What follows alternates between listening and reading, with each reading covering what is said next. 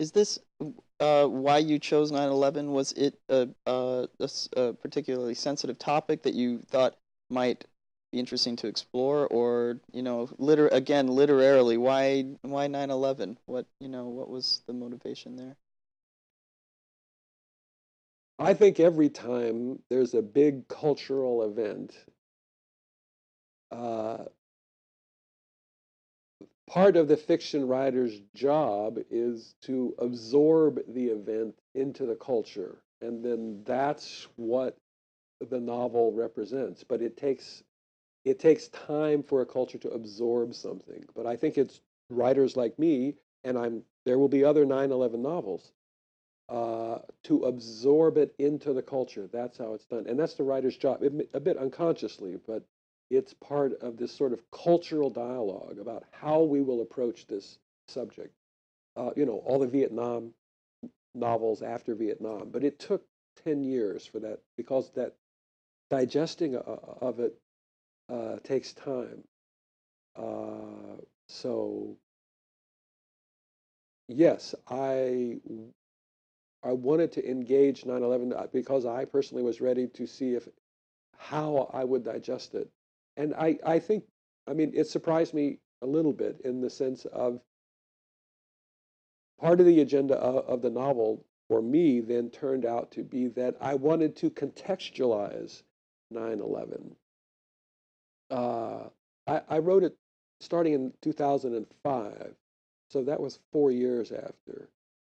And 9/11 sort of looms as this, biggest event that has happened in the 20th century.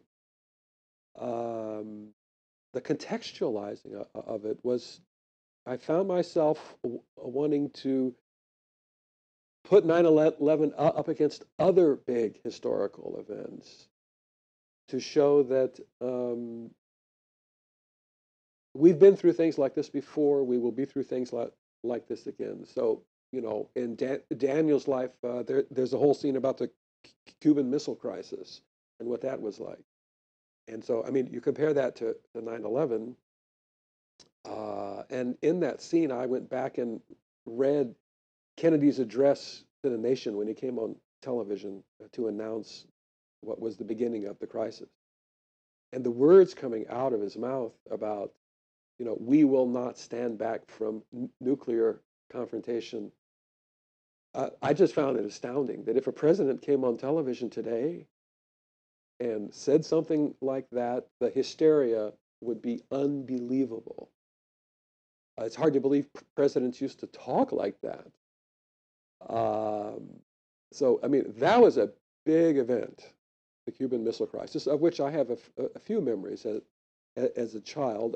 Another character, I mean, the big event in her life was the Hungarian Revolution.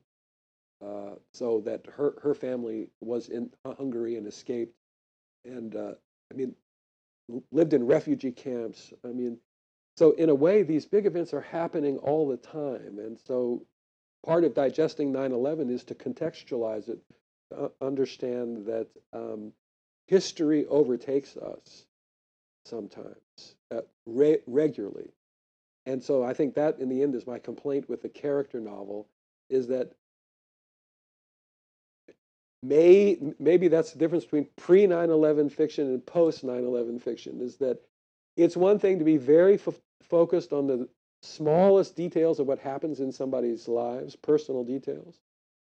But maybe we have moved into an age when the things that affect our lives are not our own little neuroses or like that, but are much bigger events The things that bind us together, that help us relate to each other on a much larger scale. on a much larger scale because, there's a lot of really big things happening right now. It's a really different feel uh, than before 9/11. I will say that. Oh. Healing Lily, a Novel of Hope by D. Stephenson Bond. Published by Alternative Views Publishing. Copyright 2010.